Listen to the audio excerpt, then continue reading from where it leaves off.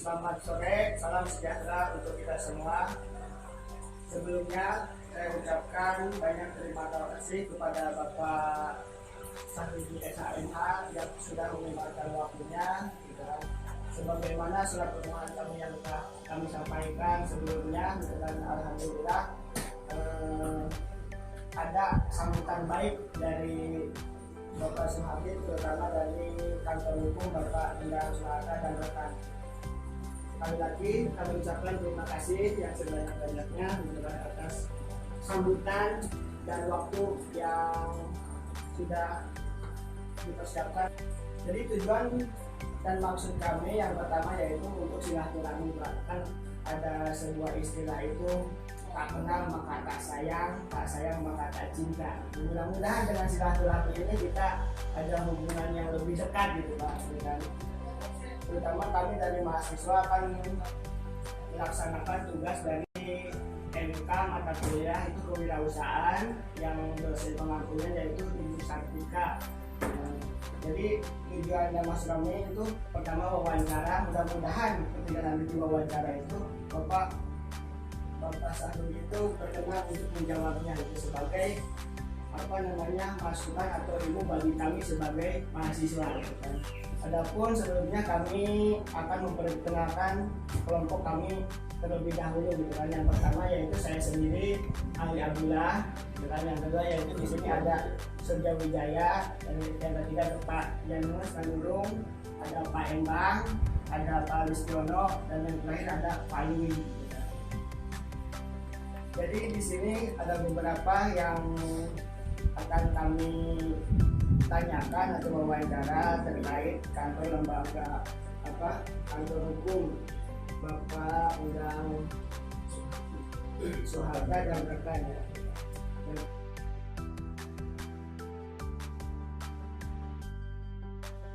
Jadi kalau untuk nama kantor hukum mungkin sudah kita sering singgung tadi di awal-awal bahwa kantor hukum kami ini adalah kantor hukum Undang Suhata dan rekan.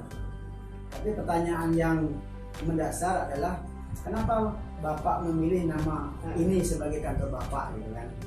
Jadi dalam kantor hukum biasanya, dalam pendirian kantor hukum biasanya untuk mengenal siapa ownernya, pemiliknya, biasanya sih advokat itu memilih nama sendiri. Jadi untuk lebih mudah mengenalkan di masyarakat, mungkin dari segi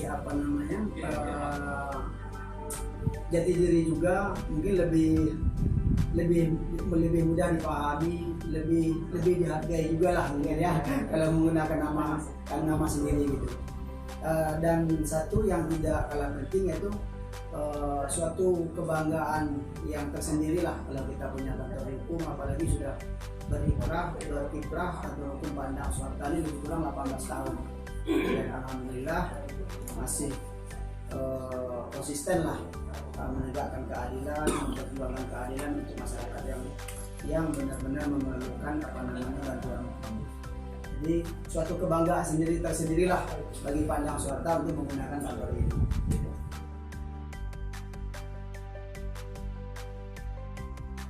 Seperti yang saya sebutkan tadi, ini lebih kurang 18 tahun kantor hukum Pandang Suhata ini. Tinggal dihitung aja tahun mundur tahun berapa kan. Tapi yang pastinya 18 tahun itu bukan sesuatu waktu yang sangat singkat, tapi suatu yang menurut saya luar biasa lah. Panjangnya terus perjuangannya juga yang luar biasa juga.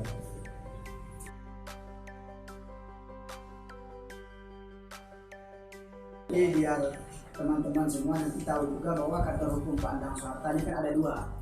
Satu ya domisilinya di sini dan satu ada di Jakarta Timur.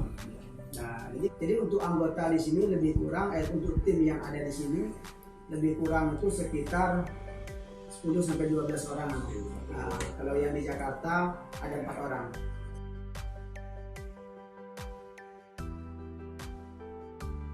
Kalau visi kita sih tetap jelas ya, saya rasa tuh visi setiap kantor hukum itu sama ya, memperjuangkan keadilan. Terus misi kedepannya tentu kita setiap kantor hukum itu mempunyai cita-cita untuk mengembangkan baik itu daripada kuantitas kantor kita, anak didik, dan mungkin yang lain-lain. Jadi visi dan misi itu hampir setiap kantor hukum menurut saya sih sama lah.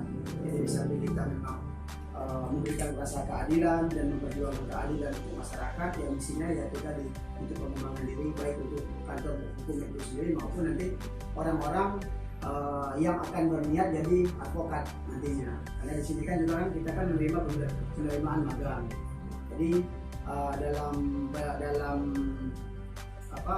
pemagangan tersebut kita selalu berupaya supaya anak-anak magang itu supaya maksimal. Gitu. Bagaimana caranya supaya mereka keluar dari kantor kami ini, mereka mendapat dari kualitas nanti kan, baik itu di teori ataupun di dalam prakteknya nanti bisa didapat ketika mereka magang di sini. Gitu.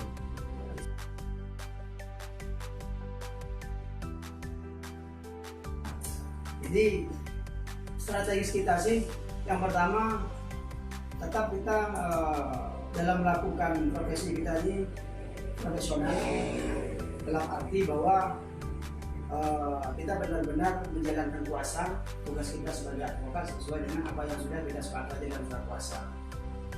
Terus untuk selanjutnya tentu kita juga harus bukan hanya skill yang kita harus kuasai, tapi pergaulan.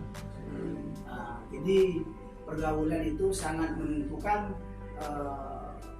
bagaimana kedepannya kantor kita bisa tetap bertahan ataupun nanti kedepannya tetap bisa berkembang gitu. Jadi pergaulan itu, jadi kalau di dunia advokat ini selain saya sering bilang kepada junior saya bahwa kalian itu tidak perlu pintar, tidak perlu cerdas, yang penting ada 3 modal: jujur, disiplin, loyal.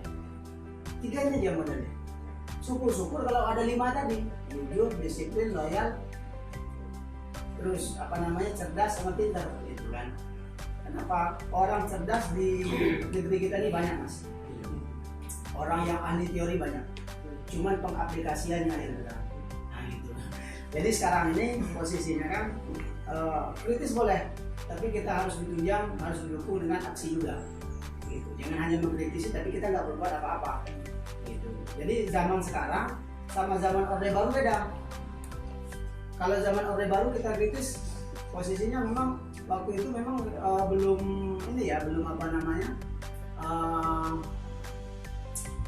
kebebasan berpendapat itu kan masih dibatasi dulu. Kalau sekarang biasanya sangat bebas lah, bahkan sudah lihat kalau saya katakan. Makanya untuk menjaga supaya kita kantor itu bisa berkiprah, selain yaitu tadi skill profesional, kita juga harus bisa mampu bersaing dalam segi pergaulan.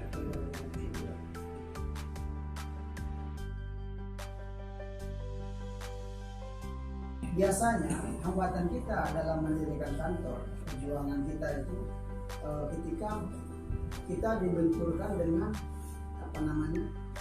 tanggung jawab terhadap keluarga yang tidak bisa kita tunda, baik itu dari dapur, baik itu dari kewajiban kita, mungkin ada cucu di Lembang, anak sekolah kan, dan pada saat itu kita belum punya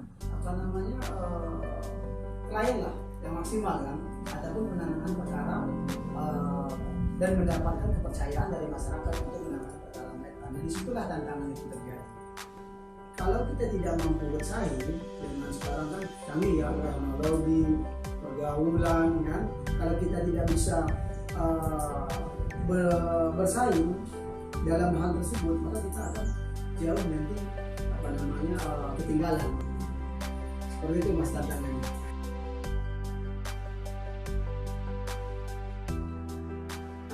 Persyaratan formal dalam mendirikan kantor hukum sebenarnya tidak ada sih. Syaratnya itu kita bisa mendirikan kantor hukum itu ketika kita sudah mengikuti pendidikan advokat, lulus ujian advokat, dan kita sudah disumpah dan dilantik ke pengadilan tinggi sesuai dengan sini. Nah, ketika BAS itu sudah keluar, maka kita bisa mendirikan kantor hukum sendiri. Kalau kita nanti mau arahnya kiblatnya nanti ke perusahaan, biasanya orang perusahaan itu harus melihat legalitas. jadi kan harus ada akta pendirian, Iya. ada SK Kemenkumham gitu kan. Tapi kalau hanya untuk beracara melayani masyarakat biasa gitu kan, dalam menyelesaikan permasalahan hukumnya itu nggak perlu ada itu.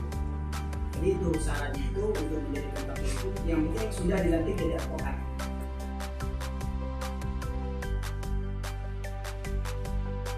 Nah, advokat ini banyak sekali organisasinya. Pradi aja, kami kan Pradi pimpinan Auto Hasibuan. Ada kebetulan Pak Nang Suartani ketua DPS Ikadin. Nah, Ikadin ini salah satu pendiri Pradi dari 8 organisasi pendiri Pradi sesuai dengan undang-undang advokat. Nah, jadi Ikadin ini seniornya Pradi lah, nah, gitu. Tapi masih jalur Pradi. Nah, ketika nanti kalian lulus dari S1 ilmu hukum, berkeinginan untuk menjadi seorang advokat, nanti di dalam setiap organisasi itu pasti ada pendidikan khusus, baik tadi KAI, terus PAI, atau ada sekarang kan ada Pradi Perjuangan dan lain-lain lah. Nah, ikuti persyaratan sesuai dengan ketentuan organisasi masing-masing. Setelah kalian mengikuti pendidikan khusus profesi advokat tersebut, nanti akan ada waktunya sekitar mungkin di sekitar 1-2 bulan biasanya itu akan ada ujiannya. Nah, setelah kalian lulus ujian advokat, maka sesuai dengan peraturan undang-undang advokat, normatifnya kalian itu minimal 2 tahun ikut magang di kantor hukum. Nah, untuk mendapatkan untuk bisa mengikuti pelantikan dan pengupahan tersebut, maka sesuai dengan undang-undang advokat kalian harus dapat rekomendasi ataupun keterangan magang dari kantor hukum. Itu kita bicara normatifnya ya. Kantor kita sebenarnya hampir semua kasus masuk Pak. Saat ini pidana khusus, pidana umum, perdata khusus, perdata umum. Jadi pidana khususnya kan mungkin mulai dari anak,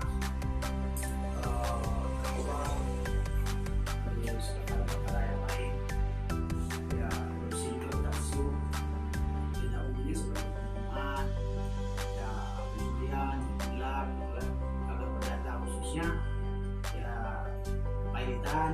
Karena kita di sini prioritas kita sebenarnya kepailitan, gitu. Kepailitan, PKPU, terus ya kita juga berkiprah juga di pengadilan agama, cerai, waris, sengketa waris, perdata begini. Kalau perdata umumnya ya uang prestasi, PMA, kayak sudah jual beli, terus utang, gitu kan? Ya masuk ke semuanya, dan kebetulan hampir di semua yang saya sebutkan tadi kita masih pegang semua. Dari berkaya tadi dan mayoritas kebanyakan yang paling banyak kasus ini yang paling sering gitu yang sering ditangani. Oh, kalau paling sering sih imbang sih pidana umum sama perdata umumnya. Jadi kayak penganiayaan, kena pidana aja kan. Ya. Terus tipu gelap, kebanyakan tipu gelap. Perdata umumnya kebanyakan PMA sama investasi.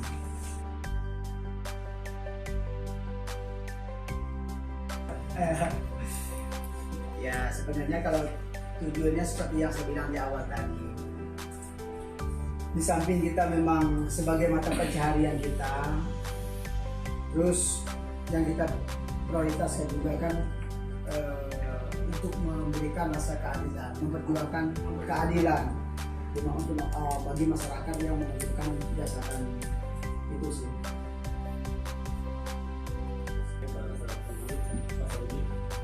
Tadi mungkin sudah banyak ya. Iya.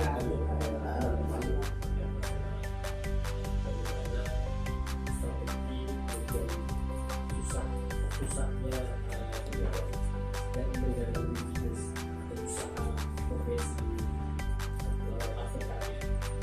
Ya, ini mungkin kami sebagai mahasiswa di UPT mohon untuk diberikan suatu pencerahan, ya, penyemangat bagaimana biar kami nanti bisa lulus, ya, kemudian kami bisa mengikuti cita rasa senior, kemudian kami bisa mengabdi kepada masyarakat, kemudian bisa berkontribusi pada negeri. Mohon diserahkan dan sangat sering, bahkan dalam setiap adik-adik, sebut adik-adik yang magang di sini mengatakan bahwa kalian tuh harus belajar dengan baik. Jangan sampai penyesalan itu timbul di kemudian hari.